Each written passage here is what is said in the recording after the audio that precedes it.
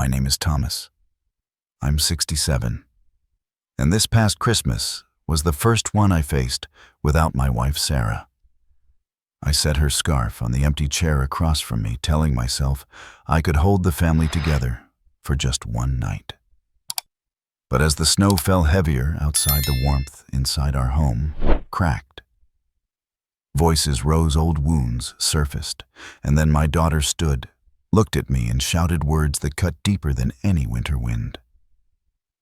From that moment, nothing at that table was the same. How did a holiday meant for love and remembrance turn into the night that revealed everything I had tried to keep hidden? Stay with me, and I promise you'll hear it all.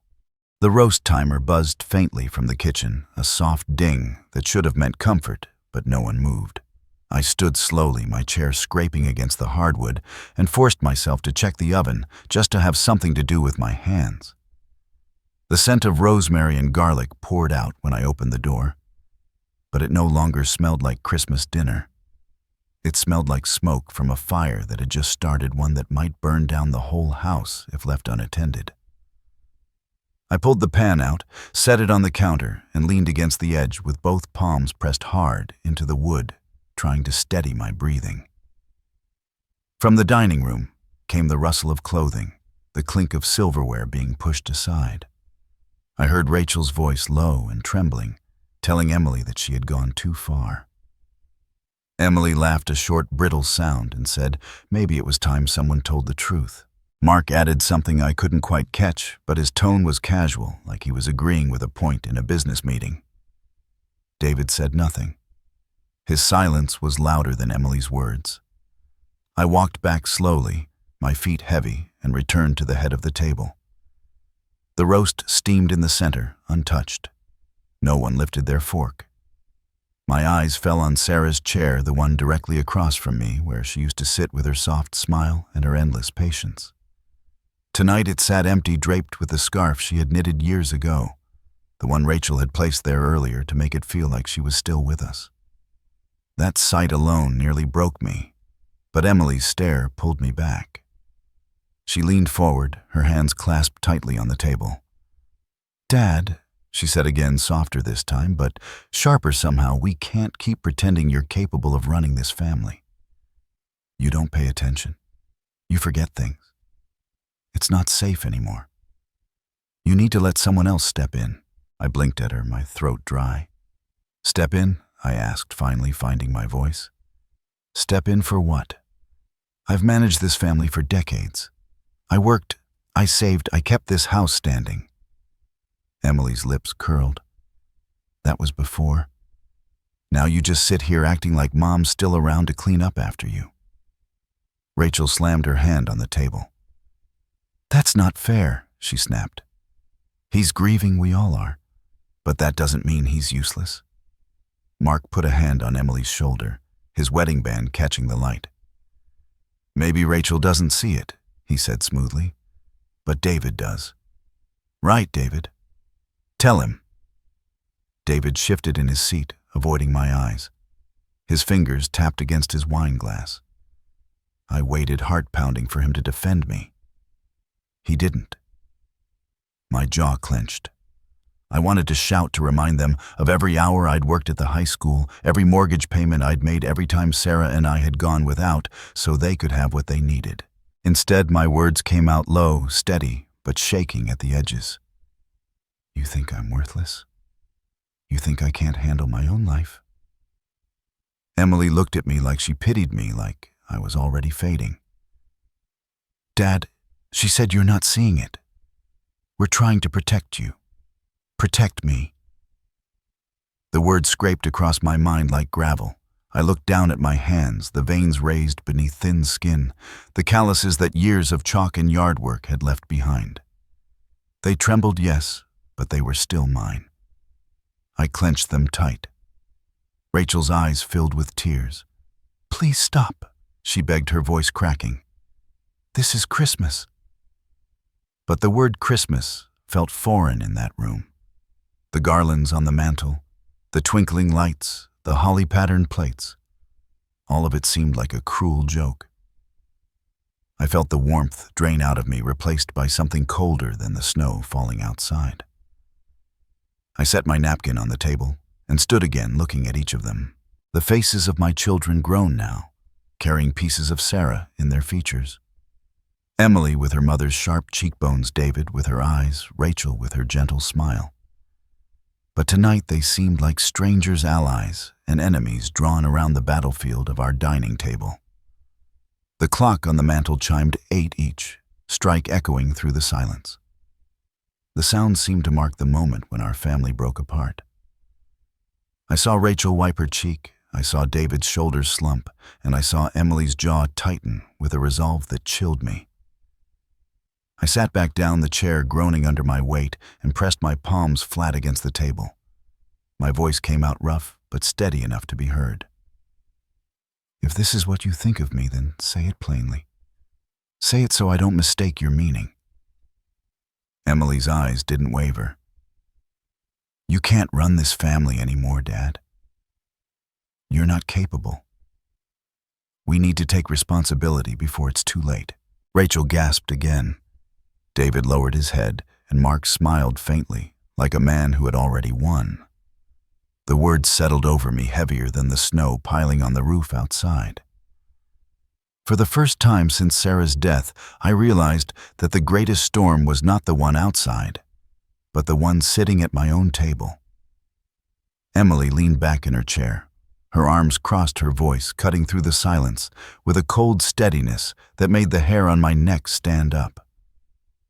Dad, you need to face it. You're not capable of handling things anymore. You forget bills, you let the house fall behind, and Mom is gone now. Someone has to take control before everything falls apart. Rachel shot her a look of disbelief.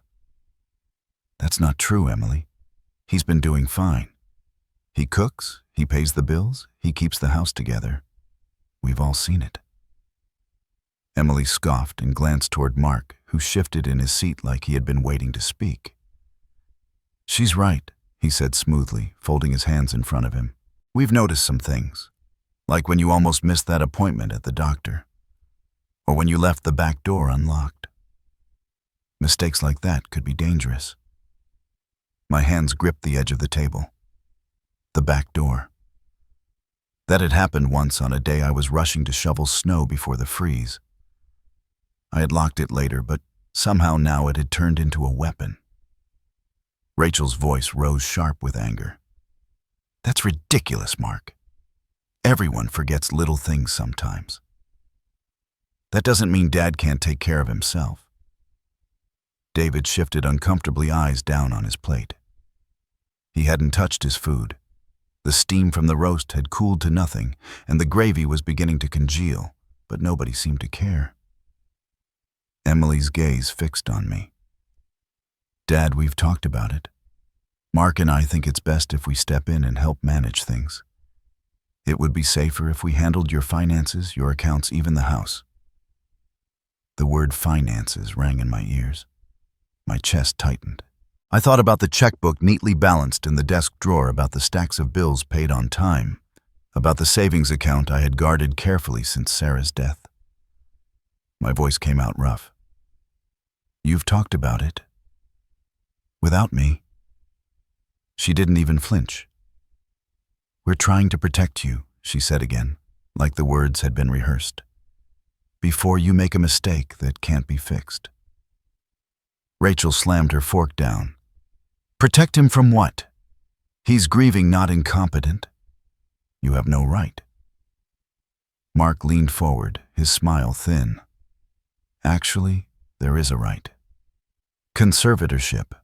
Families do it all the time when a parent isn't able to make decisions anymore. It's legal. We already spoke to someone who explained it. The word hit me like a punch. Conservatorship.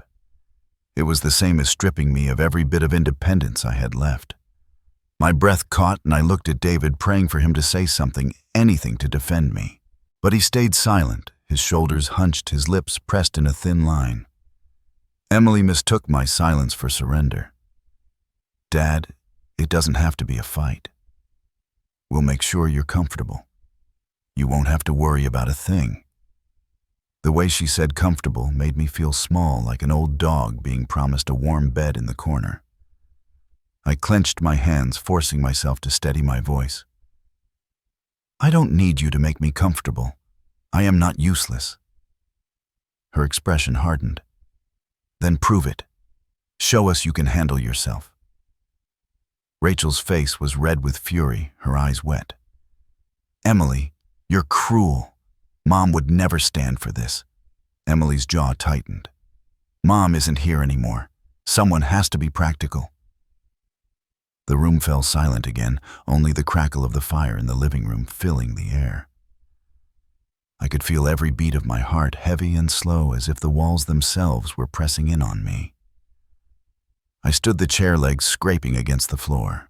I walked to the window and pulled the curtain back. Outside, the snow was falling harder, covering the street, the rooftops, the world. Sarah had loved snow, always said it made everything look pure, as if the earth was being given a second chance. But looking at it now, I felt no purity, only the weight of cold pressing against the glass. Rachel joined me at the window, her hand resting on my arm. Dad, don't listen to her. You're fine. You've been fine. Emily's voice carried from the table. Rachel, stop pretending. We've all seen it. He forgets things. He repeats himself. He shouldn't be handling accounts or making decisions about the house. I turned back slowly, my eyes locking with hers. Which accounts? Which decisions? Tell me exactly what you think I've failed at. For a moment she faltered, but Mark picked up where she left off. The property taxes, he said. You almost missed the deadline last spring. If David hadn't reminded you, the penalty would have been steep. I remembered that spring clearly. Sarah had been in the hospital then, and my mind had been split in two. David had called to remind me, yes, but I had paid it that very day. It hadn't been neglect. It had been a man watching his wife fade away. Rachel's voice shook with anger. You're twisting everything. He has been through hell and you're using it against him. Emily's eyes flashed. We're not twisting anything. We're saving him from himself. The weight of their words pressed down, and I felt the chair behind me calling me back, but I stayed standing. My voice came out low. You talk like I'm not even here, like I'm already gone. No one answered. David finally looked up, his eyes tired, his mouth opening and closing, before he said quietly, maybe they just want to help. Rachel spun on him. Help? This isn't help. This is control. The air in the room had shifted into something sharp and dangerous. Every ornament on the tree seemed to glitter with too much light. Every shadow stretched too long. I felt Sarah's absence like a hole in the floor beneath me. Emily's tone softened, almost coaxing. Dad, please don't make this harder. Just sign over responsibility. We'll handle the rest. My heart hammered, my breath shallow, but I forced myself to look her straight in the eye. No. The word rang out louder than I intended, shaking the quiet. Rachel gasped with relief, but Emily's lips pressed into a thin line, her eyes narrowing. Then, we'll do it another way, she said. The fire popped in the other room, a sharp crack, and I sat back down slowly, my hands trembling against the tablecloth. No one moved, no one spoke. The storm outside beat harder against the windows, and I knew this night was far from over. I pushed my chair back and rose to my feet, the weight of the moment pressing hard on my shoulders. My body felt heavy, but restless, like I had been carrying a secret burden for months. I walked slowly toward the mantel, where Sarah's framed photo sat in a silver frame. Her smile forever froze in her eyes, kind and patient. The room was so quiet, I could hear my own breath. I reached out and touched the edge of the frame, tracing it with my finger the way I used to trace the curve of her cheek. I thought about the last Christmas we had together. She had insisted on baking 3 pies, even though the chemo had left her weak.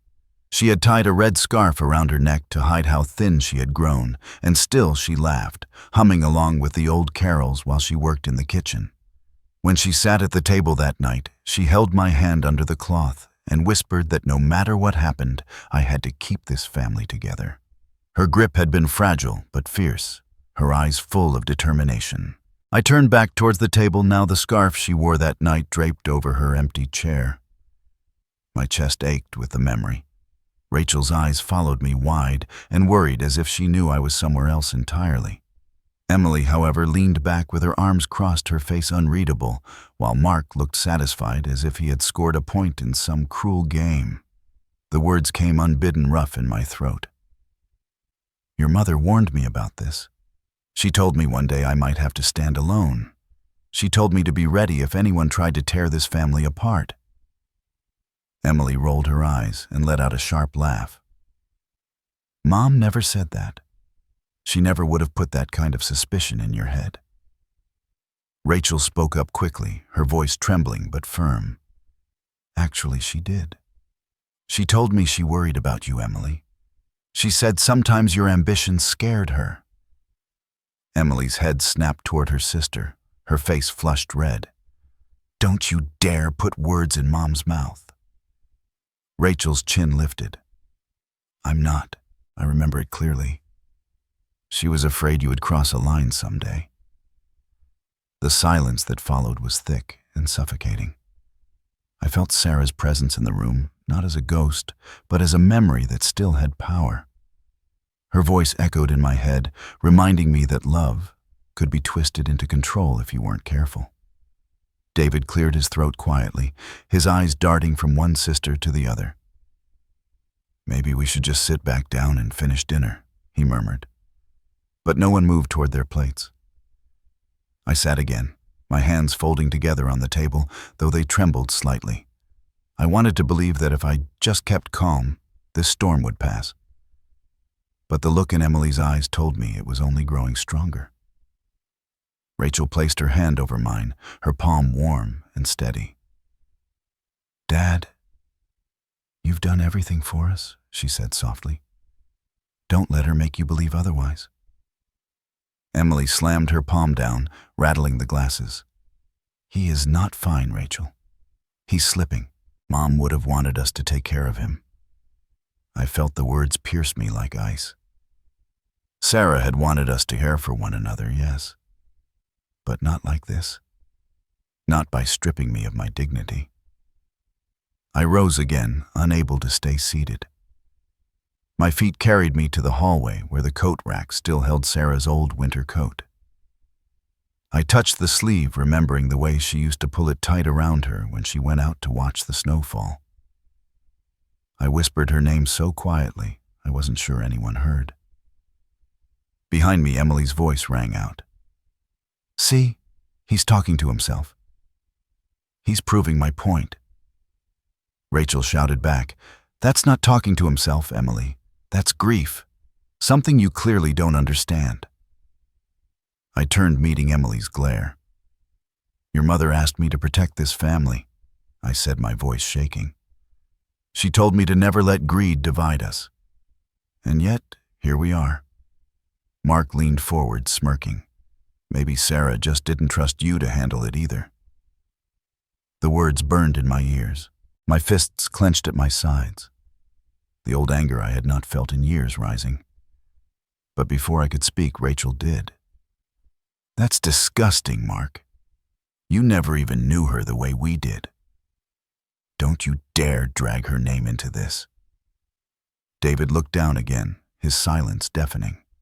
I stared at him, willing him to remember the nights I had sat with him when he was a boy, helping him with his math homework, teaching him to ride his bike, standing in the freezing bleachers for every football game. Yet now, he sat wordless, letting the tide wash over me. I sank back into my chair, exhaustion washing over me, but inside I felt a spark harden. Sarah's warning wasn't just memory. It was a call. If I let this continue, if I let them strip me of my role, I would be betraying everything she and I had built. Rachel's voice broke through my thoughts. Dad, you don't have to prove anything to her. We know who you are. I nodded slowly, though my eyes stayed locked on Emily. She leaned forward, her voice soft but sharp. If you really cared about this family, you'd let us do what needs to be done.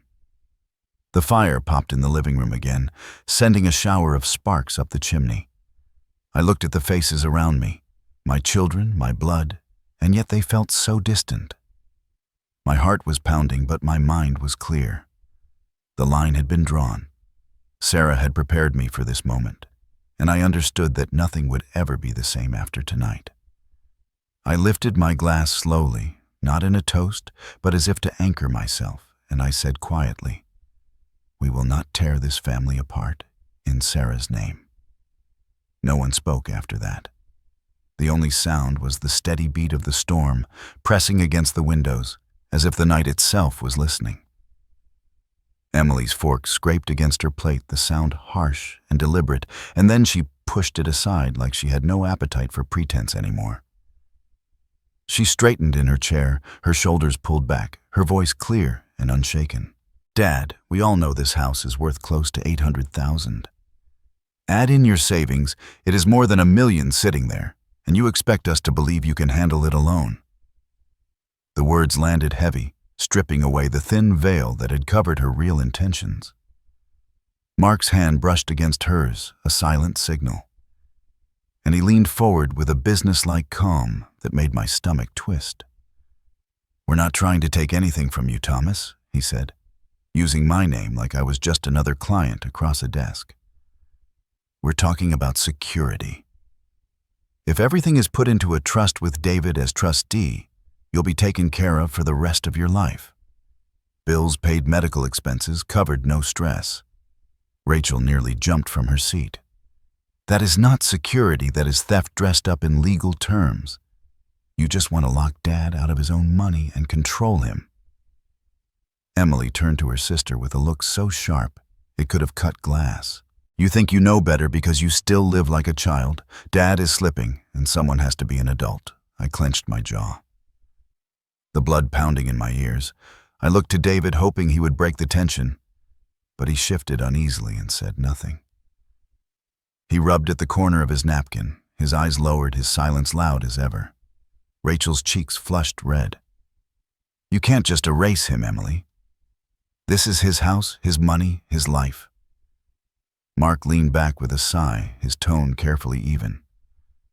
"No one is erasing anyone. We're just trying to be realistic. Look around, Rachel. Look at him." I felt the heat rise in my face. My hands shook under the table, and I pressed them flat against my thighs to keep them steady.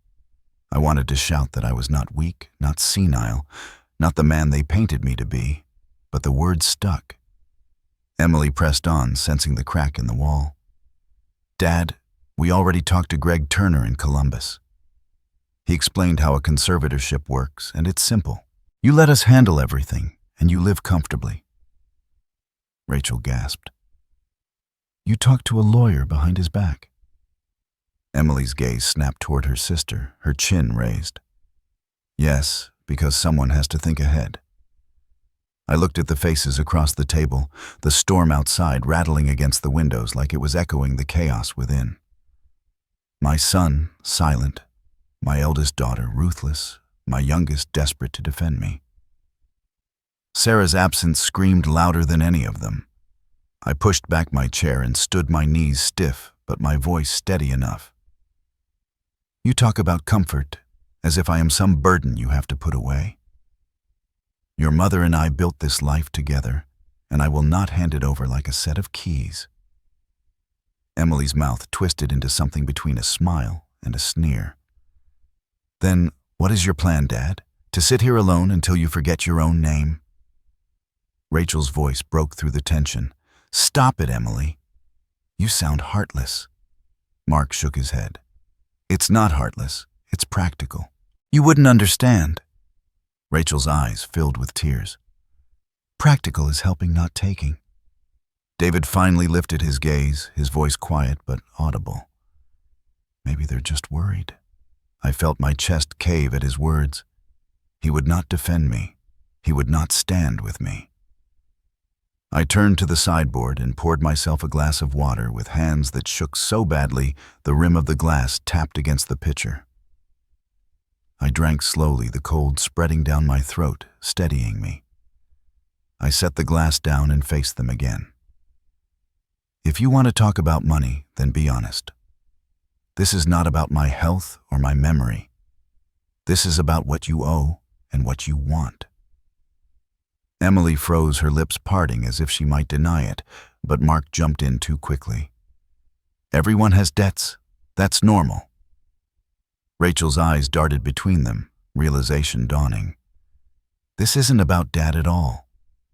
Emily's cheeks flushed. You don't understand what it's like to struggle, Rachel. You've always been the baby, sheltered, spoiled. Spoiled, Rachel whispered, her voice breaking.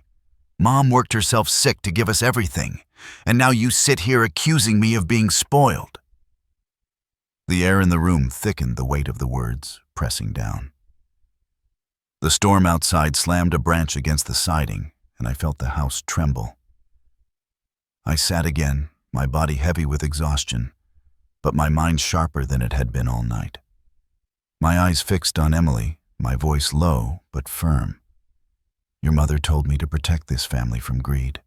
She knew it might come from the outside. She never thought it would come from her own daughter.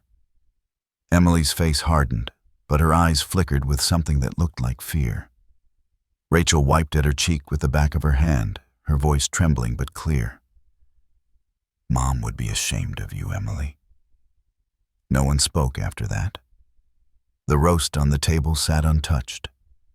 The candles flickered lower, and the storm rattled the glass as if it wanted to break inside. We sat in that silence, each of us caught in the shadow of Sarah's memory, knowing the night had turned into something we could never undo. I rose from the table, my legs stiff from sitting so long, and walked toward the hallway without a word. No one tried to stop me. Their voices stayed behind in the dining room, hushed but tense, the sound of a family teetering on the edge. I needed space, even if it was only the length of the hallway, and I needed to breathe air that wasn't poisoned by suspicion. The familiar creak of the floorboards under my feet carried me to my study, a room Sarah always teased me about, calling my fortress. The air smelled faintly of old books and cedar from the shelves I had built myself. Against the far wall stood the safe, a sturdy gray box I had kept locked for years. I turned the knob with hands that shook only slightly, the combination still etched in my mind, as clear as the day I set it. Inside were the documents that had defined much of my life. The deed to the house insurance papers, Sarah's will, and tucked in the back, the receipts for a payment I had made only months earlier. I pulled the folder out and sat at the desk, my breath catching in my throat. The papers confirmed what only I knew. I had taken $100,000 from Sarah's savings account and used it to pay down Emily and Mark's mortgage. I had done it quietly, without telling anyone, hoping it would buy them time and stability. Sarah had left that money with a note scribbled in her delicate handwriting, saying it was for the children if they ever truly needed it. I thought clearing their debt was the right thing, a way to honor her wishes. But sitting here now, listening to the storm batter the windows, I wondered if I had only fueled their hunger. I heard the faint sound of footsteps in the hallway and quickly closed the folder, slipping it back into the safe before locking it again. Rachel appeared in the doorway, her eyes searching my face. Dad, are you all right? I nodded, though the lump in my throat made the gesture feel hollow. Just needed a moment, I whispered. She stepped into the room and glanced at the safe, her brows knitting together. You don't have to hide from them, you know. I let out a slow breath. Sometimes the only way to survive in this house is to keep things locked up. Rachel sat on the edge of the armchair, her hands clasped in her lap. They don't understand what you've done for them, she said softly. They never have. I looked at her, my youngest, the one who had stayed closest to Sarah, who had inherited her gentle nature. She had no idea just how much I had already sacrificed to keep the others afloat. The words pressed against my lips, but I kept them in. Not yet. The voices from the dining room grew louder. Emily's sharp tone cut through, followed by Mark's low rumble. They were building their case, probably spinning new accusations. Rachel squeezed my hand. "Don't let them crush you, Dad." I gave her a weak smile, then stood straightening my shoulders. I walked back with her to the dining room. The moment we entered, Emily's eyes narrowed and Mark folded his arms as if bracing for a fight.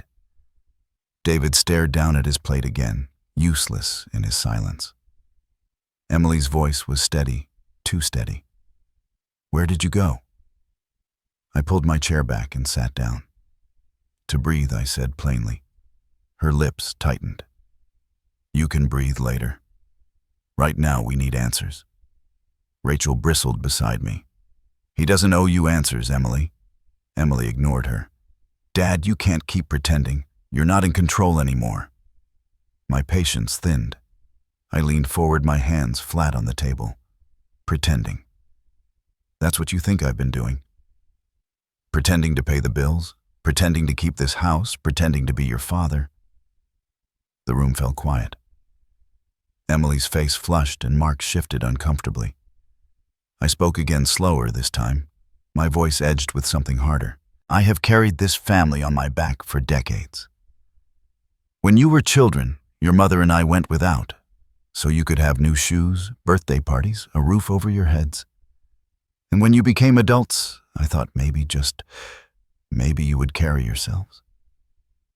Rachel's hand found mine under the table, her grip steady. David lifted his eyes briefly, guilt flickering there, but he said nothing. Emily broke the silence, her words sharp. "Then explain the accounts, Dad. Explain why some money is missing." I froze, my stomach tightening. She knew. Maybe not everything, but enough to prod. Mark leaned forward, his smirk back in place. "That's right, Thomas. You've been moving money. We've seen the numbers." Rachel gasped. "You've been checking his accounts." Emily didn't blink. "We had to.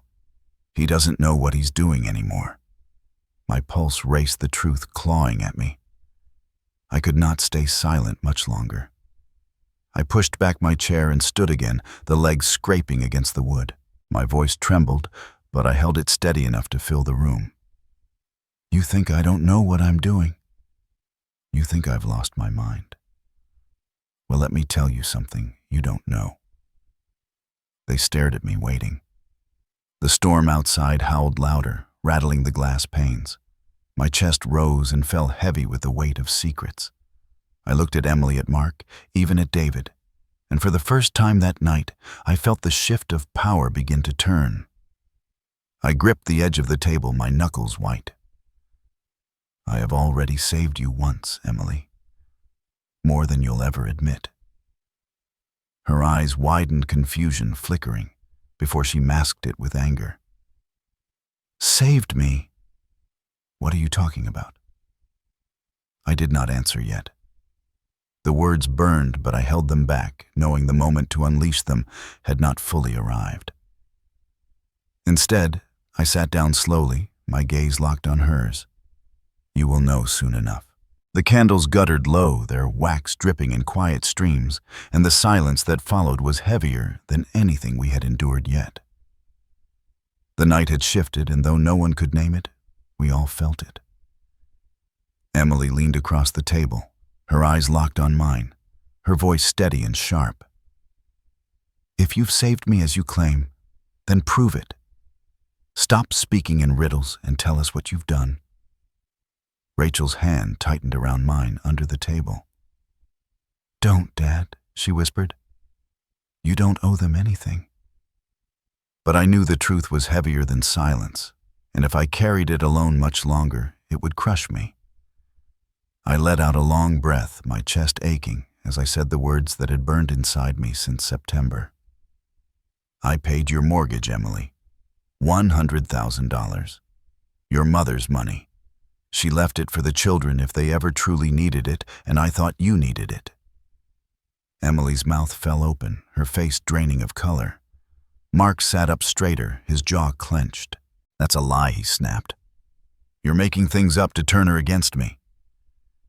I shook my head slowly, the weight of it making my neck stiff. It's not a lie. The receipts are in my safe. Every penny came from your mother's account. I used it to keep you from losing your house. Rachel covered her mouth with her hand, her eyes wide with disbelief. David finally looked at me. His eyes clouded, his lips parted as if he might speak, but no words came. Emily's voice cracked when she found it again. You had no right. That money was meant for all of us. My voice rose, years of restraint snapping. I had every right. I was your mother's husband for 42 years. She trusted me to decide. And I trusted you enough to help without telling the others.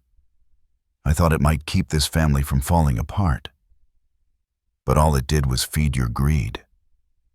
Mark leaned forward, his face red, his words hot with anger. If what you're saying is true, then that money is gone. It's ours now, used for the house. You can't call it a gift and then throw it in our faces. Rachel shot him a glare, her voice trembling with fury. A gift. That was Mom's sacrifice, and you twisted it into leverage. Emily's chair scraped loudly as she stood. Her fists were clenched at her sides, her breath ragged. You used Mom's death to control me, she spat. You think handing me money makes you a hero. It makes you pathetic. The words sliced through me, leaving a sting I could almost feel on my skin. My throat tightened, but I forced myself to hold her gaze. I saved you, Emily, whether you admit it or not. And you repay me by calling me worthless in my own home. David finally rose, his hands outstretched, like he could settle the air between us. Maybe we should all calm down, he said, his voice thin, uncertain. Rachel snapped at him. Calm down, after what they've been plotting. You're going to sit there and pretend this is just an argument. Emily whirled on her sister, her voice shaking. You don't know what it's like to be drowning in debt. You've never had to face losing everything. Rachel stood too, her face wet with tears. And you don't know what it's like to lose Mom and then have your own father treated like trash. The storm outside thundered against the siding wind, whistling down the chimney. I stood slowly, the room spinning slightly, my hand braced on the back of my chair. Enough. They all froze their eyes on me. My voice was low but unyielding. Your mother would weep to see this night. She trusted me with her savings because she knew I would use it with love, not with schemes. I gave you that money, Emily, because I believed you could rise above your mistakes. Instead, you used it to cut me down. Emily's lip trembled, but she pressed it into a hard line. Mark slipped an arm around her shoulders, but his eyes betrayed unease. I pointed at the folder still resting on the sideboard where I had placed it earlier. The proof is there. You can read every line. I wanted to keep it buried, but you forced my hand. David's steps were slow as he moved toward it, his hand hovering before he pulled the folder open. His eyes scanned the receipts, his brow furrowed. He looked back at me, his voice quiet. He's telling the truth. The silence that followed was sharper than shouting. Emily sank back into her chair, her face pale, her breath quick. Mark muttered something under his breath, a curse swallowed by the heavy air. Rachel reached for my hand again, her voice soft but fierce. Dad, you don't have to explain anymore. They know the truth. But Emily wasn't finished. Her voice cracked as she hissed across the table. If Mom really left that money, then she chose wrong. She should have given it directly to me, not to you. My heart clenched at the cruelty of it. Sarah's face rose in my mind, the warmth of her hand, the trust in her eyes when she gave me those words about protecting the family. I sank into my chair, the weight of the night pressing down. My voice came out tired, but clear enough to fill the room. This house is not a bank, and I am not your enemy. But if you push me further, you will learn I am not as weak as you think. The storm rattled the windows again, a hard gust shaking the panes, and no one moved. No one spoke. The truth had been dragged into the open, and it sat with us, cold and unrelenting, refusing to leave. Mark broke the silence first. His tone clipped, his words rolling out like they had been rehearsed. It doesn't matter what you say you've done. What matters is what's on paper. And I've got it right here. He reached into his briefcase, which I hadn't noticed, sitting near the door, and pulled out a thick envelope. He tossed it onto the table, and the contents spilled across Sarah's holly-patterned tablecloth. Stacks of typed pages slid in front of me, signatures, scrawled at the bottom, seals that looked official pressed into the margins. Emily straightened her eyes, flashing with triumph. "Go ahead, Dad. Read them. It's all legitimate." Rachel lunged forward, snatching the top sheet before I could. Her eyes moved quickly across the page, her face twisting in disbelief. "This is a trust agreement," she whispered. "It says you signed over control of the estate to David with Emily and Mark as secondary trustees." David's head snapped up, his expression startled. "What are you talking about?" Rachel shoved the paper toward him, her voice rising. "It's your name. You're listed here. Did you know about this?" David scanned the document, his brow furrowed. "I never signed anything." Emily's voice sliced through. "You don't need to deny it. Dad must have forgotten he signed." I pushed the paper back toward her with a trembling hand, my voice rough but strong. "I never signed this. Your mother and I talked about our wills 100 times. We both agreed everything would come to me and then to all of you when my time came." "This is a lie." Mark smirked, though his eyes darted nervously. "Prove it, Thomas." "These documents came from Greg Turner's office. You know a real lawyer." Rachel slammed her hand on the table. "This is forged. Anyone can see it. The signature doesn't even match." Emily's face twisted with anger. "Of course it matches. You're just blind because you don't want to see it." David rubbed his temples, muttering under his breath. "I don't understand any of this." I stood slowly, my chair groaning against the floor. My knees ached, but the fire in my chest carried me upright. I leaned on the table, looking directly at Emily and Mark. "You forged your own mother's name, and now you forge mine. Do you realize what you've done?" Mark's jaw tightened. "We did what had to be done." Rachel's voice broke sharp with rage.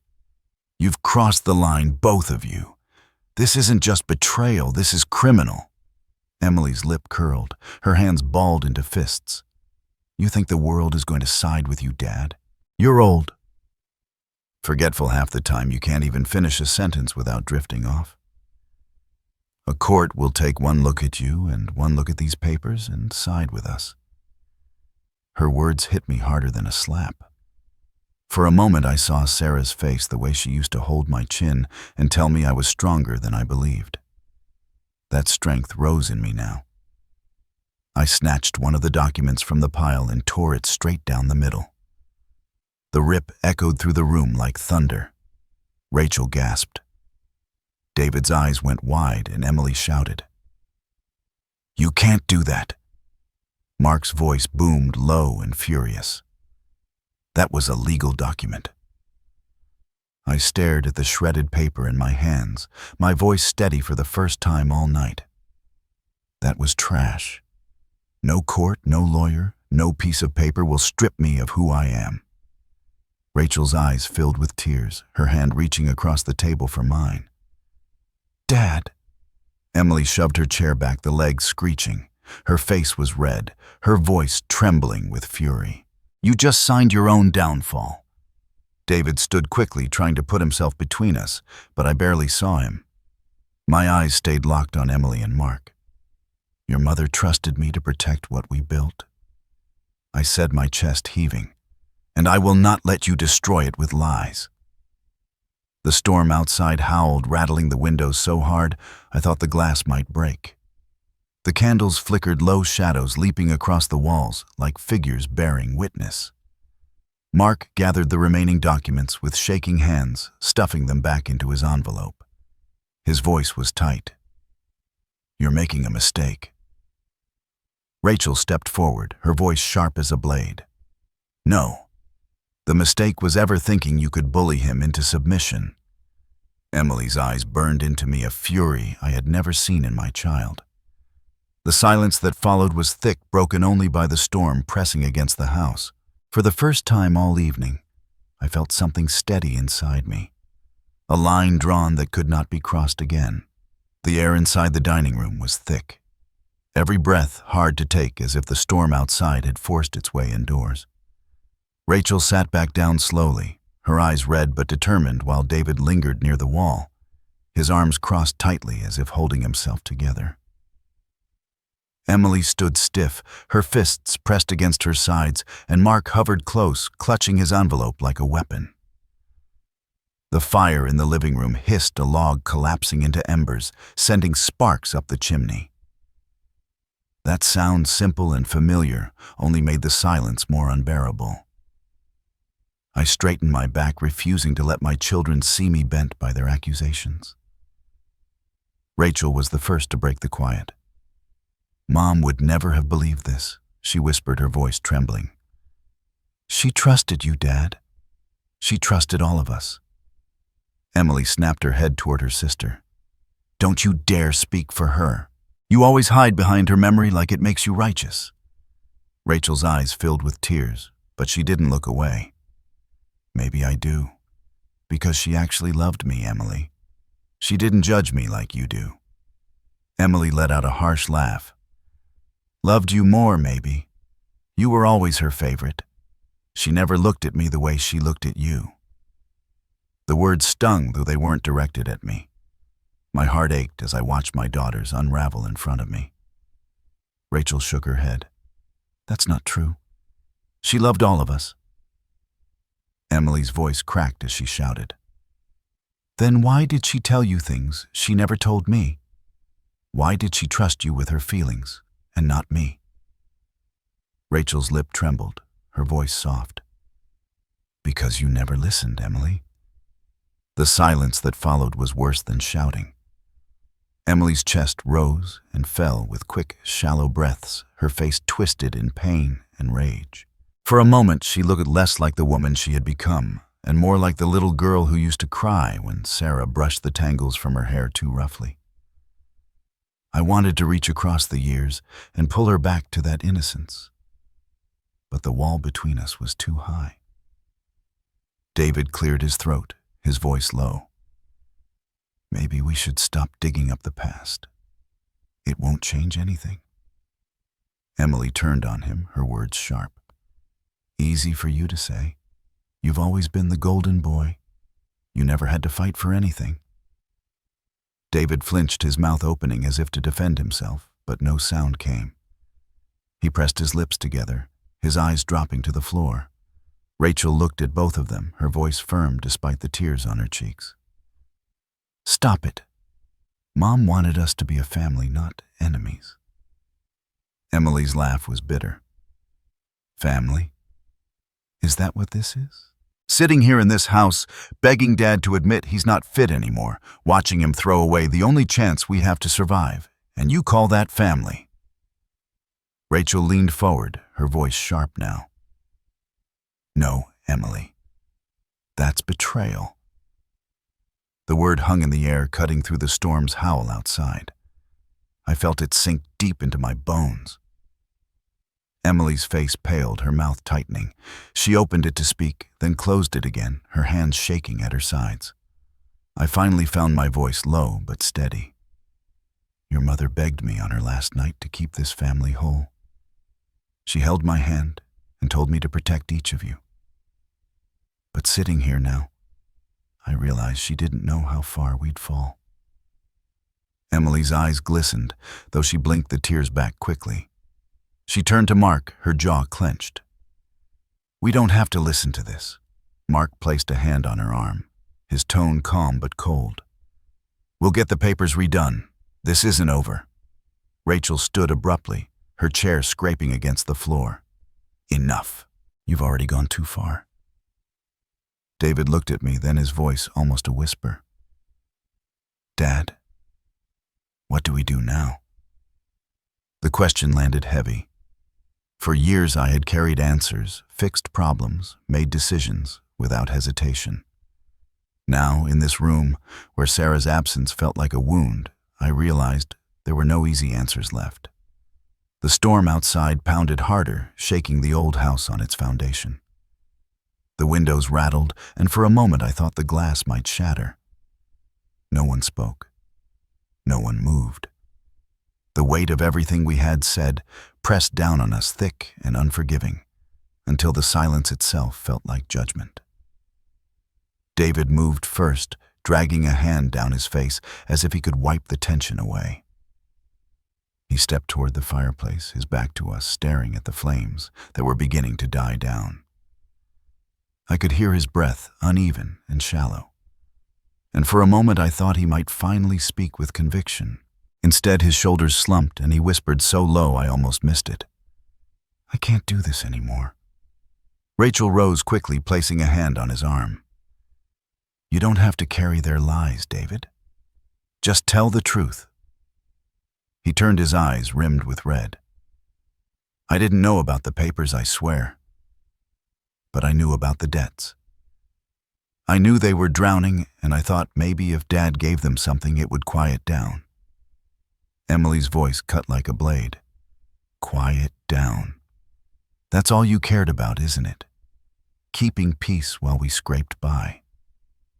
Rachel shook her head in disbelief. Scraped by. Emily, you live in a house bigger than mine. You drive a new car every 2 years. Don't you dare call that scraping by. Emily's lips trembled, her anger spilling over. You think this life is easy? You think having a husband who gambles away bonuses, who racks up credit cards in both our names, who makes promises he can't keep, you think that's luxury? All eyes swung to Mark. His jaw tightened and he leaned back in his chair, his face hard. Careful, Emily. She snapped at him louder this time. No, I'm done being careful. Dad should know. They should all know. Mark stood abruptly, towering over the table. His voice was sharp, commanding. Sit down, Emily. She didn't move. Her hands gripped the edge of the table, her knuckles white. Tell them, she demanded. Tell them how many times I begged you to stop. The room spun with the weight of her words. My knees felt weak and I lowered myself slowly back into my chair, my breath shallow. Gambling, debt, lies layered upon lies, and now my daughter's voice cracked open, a secret bigger than I had guessed. Rachel's face went pale, her voice barely a whisper. Mark, is it true? He glared at her, then at me, before finally throwing up his hands. Fine. Yes, I made some mistakes. Who hasn't? But I was fixing it. Emily's laugh was bitter, broken. Fixing it. You dragged us into a pit we can't climb out of. David rubbed his forehead, his voice strained. How much? Emily's shoulders dropped as if the truth itself was too heavy to hold. 300,000. Rachel gasped, her hand flying to her mouth. My chest tightened and I felt the room tilt slightly. 300,000. The number pounded in my head like a drumbeat. Emily's voice softened, her anger dissolving into despair. I thought we could handle it.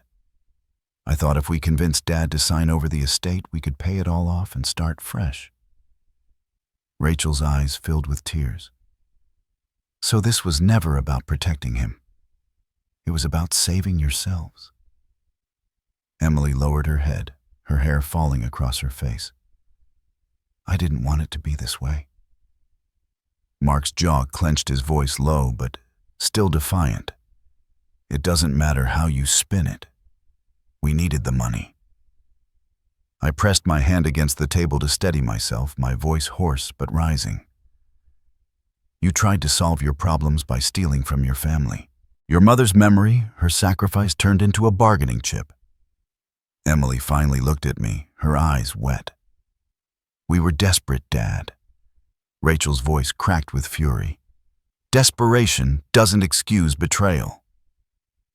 David stepped closer to the table, his expression torn. I should have said something sooner. I thought if I kept quiet, it might resolve itself. I was wrong. I leaned back in my chair, the fire's glow flickering across the faces of my children. Rachel's defiance, David's guilt, Emily's brokenness, Mark's simmering rage. Sarah's absence sat heavier than ever, like she was standing in the doorway watching all of this unravel with sorrow in her eyes. The storm outside pounded harder, wind howling through the chimney. I closed my eyes briefly, the sound merging with the pounding of my heart. When I opened them again, I felt the weight of a choice settling on me. I could no longer stay silent, no longer hope they would see reason. I drew in a deep breath, steadying myself. You've shown me who you are tonight. And I promise you this. Whatever comes next, I will not let your mother's legacy be stolen. The room went still. The only sound the storm pressing against the walls, as if the night itself was waiting for my next move. I tightened my grip on the edge of the table, feeling the grooves in the old wood beneath my fingertips, and for the first time all night, I spoke without hesitation. This ends here. No more whispers, no more schemes. Tomorrow I will contact my lawyer, and every single one of these documents will be reviewed. If there are lies, they will be uncovered, and if there are crimes, they will face judgment. The words surprised even me. My voice sounded stronger than it had in months, steady and sure, cutting through the storm like a blade. Rachel looked at me with wide eyes, part relief, part fear, while Emily froze where she stood, her breath catching. Mark shifted uneasily, but tried to mask it with a smirk. Emily found her voice sharp and trembling. You wouldn't dare, Dad. You'd destroy your own family dragging us through court. I kept my gaze on her, refusing to flinch. Family is trust, Emily. If you break it, you've already destroyed it yourself. Rachel's hand gripped mine from across the table, her voice soft but firm. You're right, Dad. This can't be hidden anymore. David stood still in the corner, staring at the floor. His shoulders hunched as though the weight of his silence had finally crushed him. When he finally spoke, his words were heavy, almost a confession. Maybe court is the only way. Maybe it's the only place the truth will be forced out.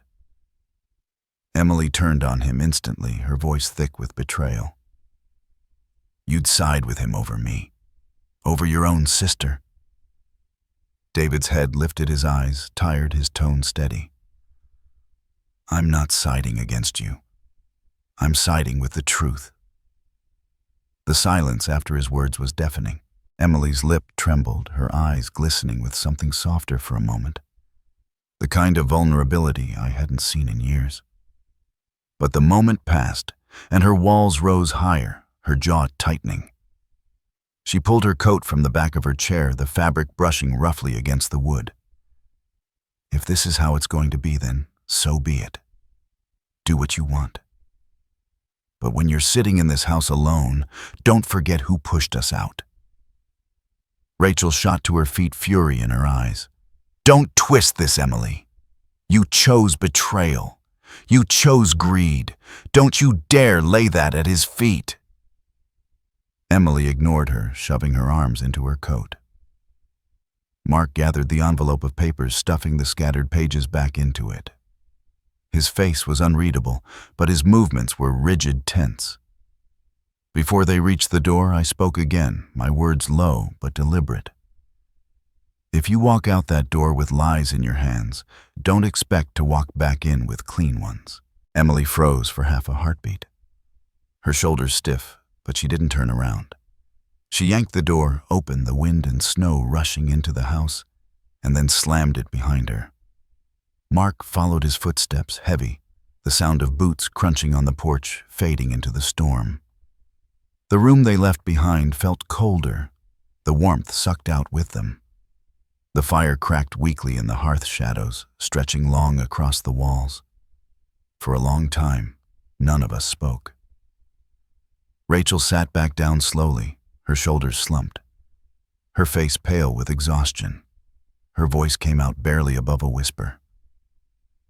"You did the right thing, Dad." I wanted to believe her. I wanted to believe this night had been worth the wreckage it left behind. But the ache in my chest told me otherwise. David finally moved from the corner, walking toward the mantel. He lifted Sarah's framed photograph, his thumb brushing across the glass as though he could draw her back through touch alone. His voice broke when he finally spoke. "She would be heartbroken." I swallowed hard, forcing down the lump in my throat. "She already is." Rachel reached for my hand again, her palm warm against my cold fingers. "We'll get through this," she said softly, almost as if she was trying to convince herself as much as me. I squeezed her hand, holding on as though it was the only solid thing left in the world. But my eyes drifted to the door, the echo of it slamming still ringing in my ears. Sarah's scarf still hung on the chair beside me, untouched, a silent witness to the night's unraveling.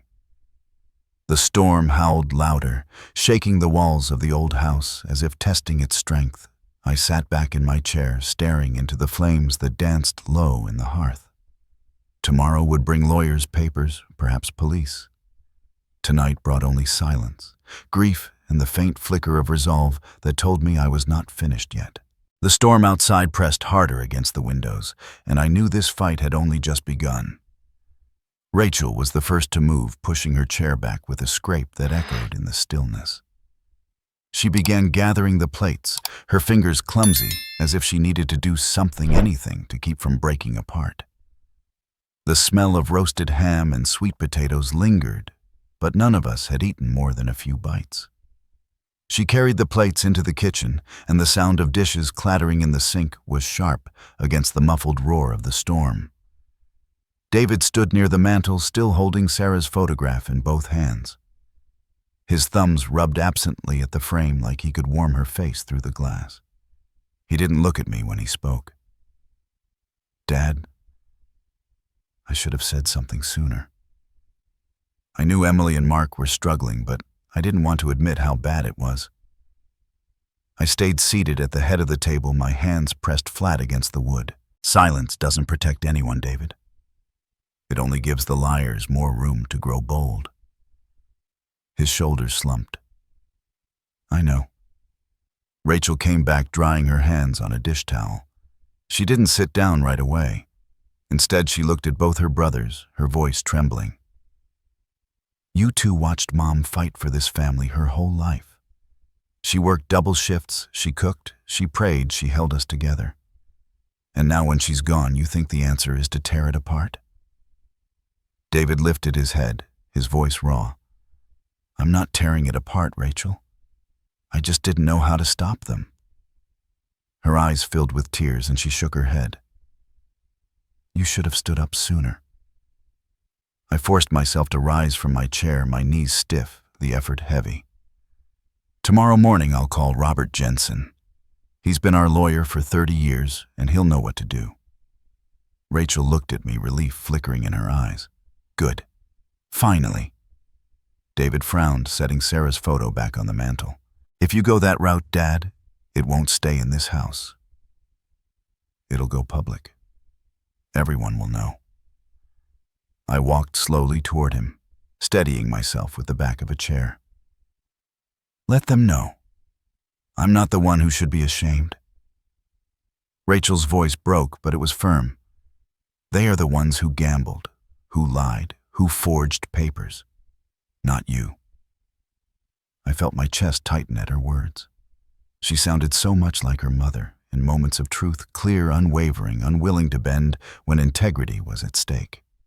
The storm outside pounded the siding wind, whistling through the chimney. The old house groaned as if it carried the same weight we did. I went to the window, brushing the curtain aside. Snow fell thick and fast, covering the world in a white blur. Somewhere out there, Emily and Mark were driving away their car, carving tracks into the fresh powder, carrying with them the lies they thought would bind them together. I whispered, without meaning to, "Sarah, give me strength." Rachel came closer, her hand brushing my arm. She heard me, but she didn't say a word. Her silence was gentle, not condemning. David spoke again, quieter this time. "I don't want us to end up in front of a judge, Dad. But maybe that's the only way to cut through this." I turned back to him, searching his face. It was pale, weary guilt etched into the lines around his eyes. He reminded me of myself at his age, tired from carrying burdens no one else could see. "Maybe it is," I admitted. Rachel finally let out a shaky breath, then squared her shoulders. "Then we fight." Her words settled into the room like a vow. The clock in the hallway struck midnight, the sound deep and resonant. I looked at my children, what was left of them, and felt both sorrow and determination twist together in my chest. Sarah had begged me to protect them. Tonight I realized that sometimes protection meant drawing a line, even if it cut. We moved slowly from the dining room, leaving the cold plates and burnt-out candles behind.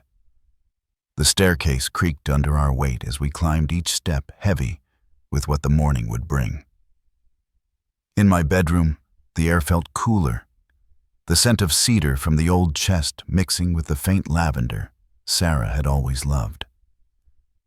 Her scarf hung over the bedpost, the one she had worn on our last Christmas together, and I took it in my hands. The fabric was soft, worn thin at the edges from years of use. I pressed it against my chest, closing my eyes. I remembered the way she had laughed in this very room, the way she had brushed her hair at the vanity, the sound of her voice when she whispered goodnight. I remembered her last words to me in the hospital, her hand weak in mine. "Protect them, Tom. Protect them." The house creaked again as the wind battered the siding. The storm outside showed no sign of easing. I lay back on the mattress, clutching the scarf, staring at the ceiling, where the shadows flickered with each gust of wind. Rachel's footsteps padded softly down the hall, and I heard her door close. David's heavier tread followed his door shutting with a final thud. Alone in the dark, I let the scarf rest against my cheek, the fabric cool and familiar. I wondered if Sarah would recognize this family now, if she would even know us. Sleep did not come quickly. When it finally did, it carried me into dreams, filled with her face, her voice, her hand guiding mine. In those dreams, she was whole again, steady and certain, reminding me that this battle for our family had only just begun, and that the fight was now mine to carry. The morning broke gray and heavy, the storm having left a thick quilt of snow across the yard, and the branches bending low beneath its weight. I sat at the kitchen table with a mug of coffee warming my hands, the silence of the house pressing in on me. Rachel appeared first, her hair pulled back, her face pale but determined. She poured herself a cup, sat across from me, and for a long moment, we said nothing. David joined us soon after, his eyes red from lack of sleep, his movements slow. He sat down with a sigh, rubbing his temples. "We need to decide what happens today, Dad." I nodded, setting the mug down carefully. I already made my decision. I'm calling Robert Jensen. He will look at every paper, every signature, every detail. If what Emily and Mark tried to do counts as fraud, we will let the law deal with it. Rachel exhaled, her shoulders easing slightly. "Thank you. It's the only way." David hesitated, glancing at both of us. "Do you think Emily will ever forgive us if this goes that far?" Rachel's voice sharpened. "Forgive us." She forged papers, David. She tried to make Dad look incompetent. Forgiveness starts with owning what you did not, pretending it never happened. I raised my hand gently. "Enough. This is not about vengeance. It's about truth. If they choose to change, if they choose to rebuild trust, that's their path. But I will not bend to lies." I dialed Robert's office, the familiar voice of his secretary answering, before transferring me. Within minutes, Robert was on the line. I explained everything, every forged document, every accusation. His voice was calm but firm. "Bring me the papers today, Tom. I will see to it personally. If there was fraud, the court will know." By noon, I was standing in his office downtown, the folder heavy in my hands. Rachel came with me, her presence steady at my side. David lingered outside, pacing the snowy sidewalk, unable to sit still. Robert examined the documents, his brow furrowed. He compared signatures, flipped through notarized seals, and finally looked up at me. "These are not valid, Tom. The signatures don't match, and I can already see irregularities in the notary stamps. Whoever did this left a trail." Relief and sorrow tangled in my chest. Rachel squeezed my arm. "What happens now?" Robert leaned back, folding his hands. "If you want, we can pursue charges. At the very least, we can file to have these documents nullified. The estate remains yours, exactly as Sarah intended." Hearing her name spoken aloud in that office made my throat ache.